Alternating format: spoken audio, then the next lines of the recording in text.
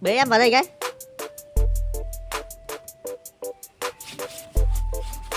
Hiếu ơi.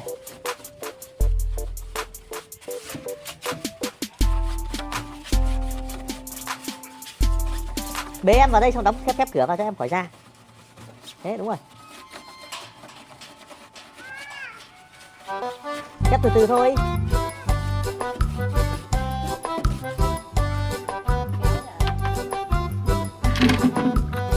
Tất cả cái này cái kia có rồi đấy. Cái này mình nghĩ là đâu.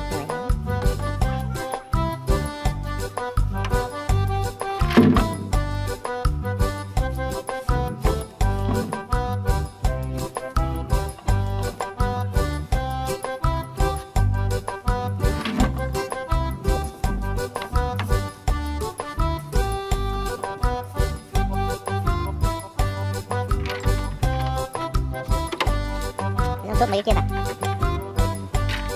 Có lửng mẹ này kìa. Ta nghĩ cái khuôn này bán là đủ.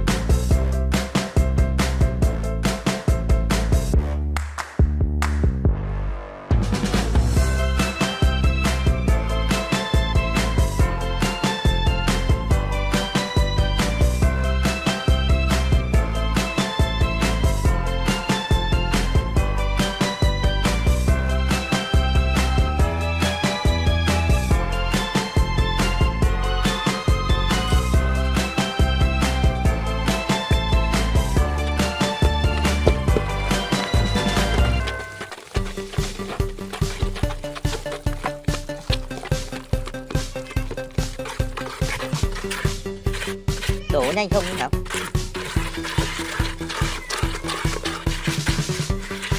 Đi đâu vào đây?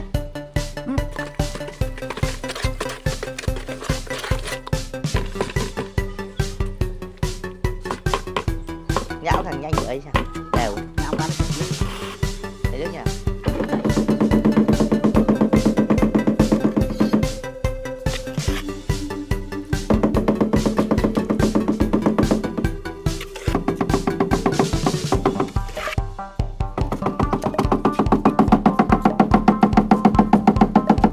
Đi ra kia cho em nó ra.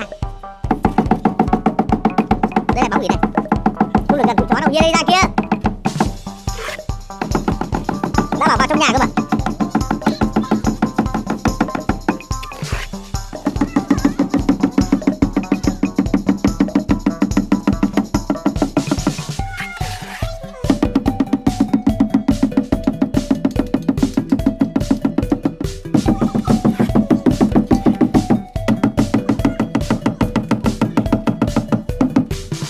Đúng không?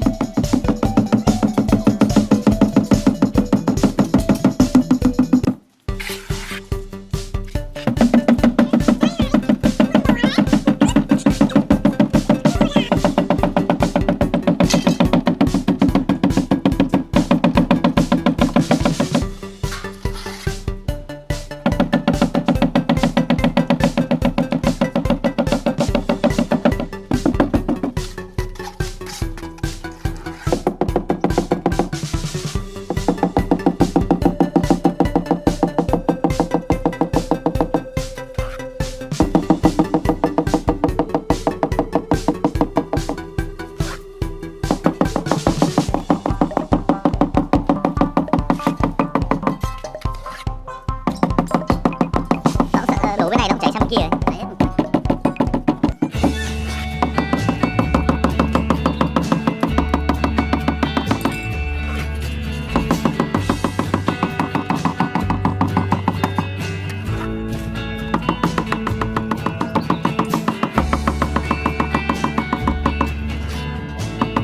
Có đủ không?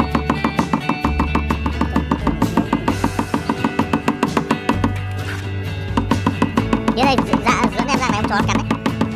Ra ngoài ông chó ngầu ấy.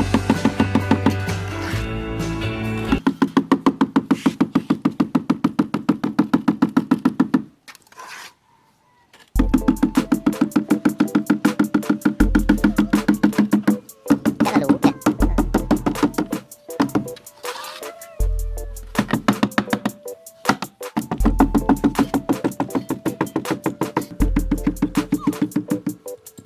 Thiếu à? Thôi à? Còn một cái đấy đã đủ rồi.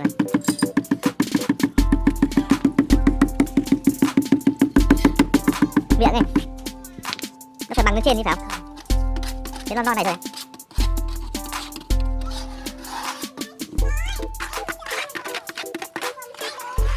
Thì cho em hết đi để bố con đang bận.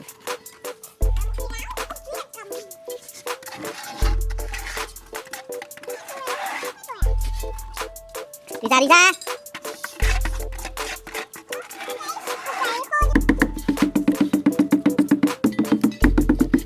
Cầm cả hai cái của em ơi. Cho em nó theo cái thằng kia.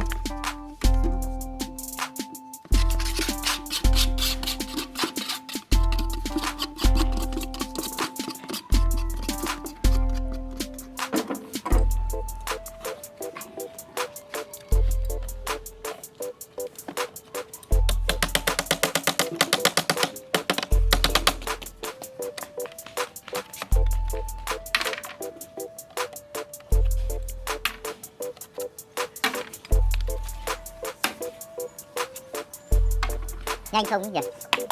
Mấy phút chứ mấy? Sao áp đây? Tao đi trước đi không?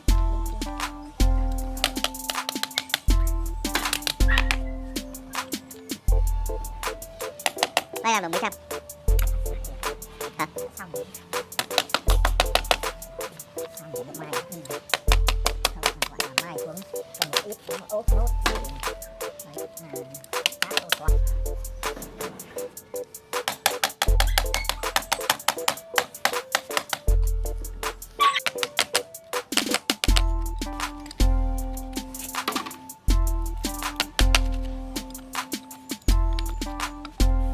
nhiều chốt ghê nhỉ. Cái chốt ngang này bỏ dễ hơn. Đây này, bỏ chốt này.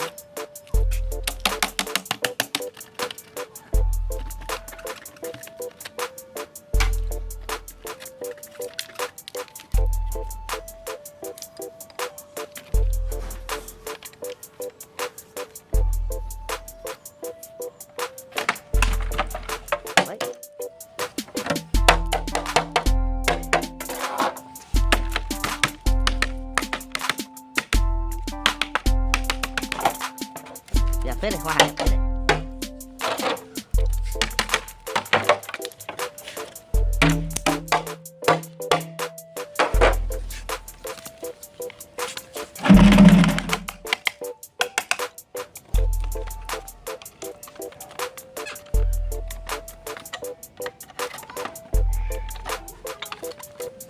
Cái đánh này chắc nhỉ. Đúng.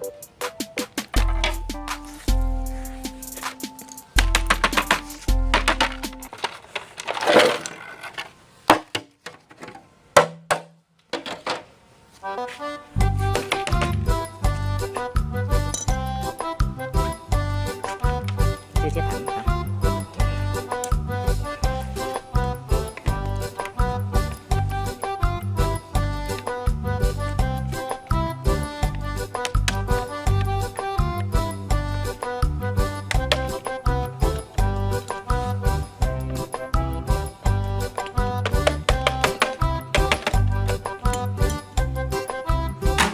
Cũng lưng lên tí quá.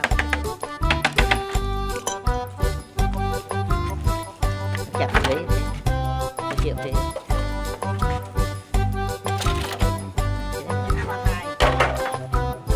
Thạch.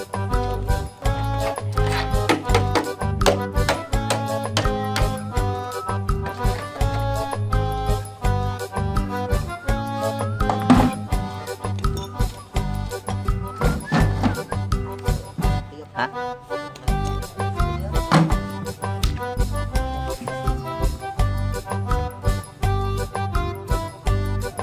Đổi lại độ cũng được. Đổi lại độ cũng được.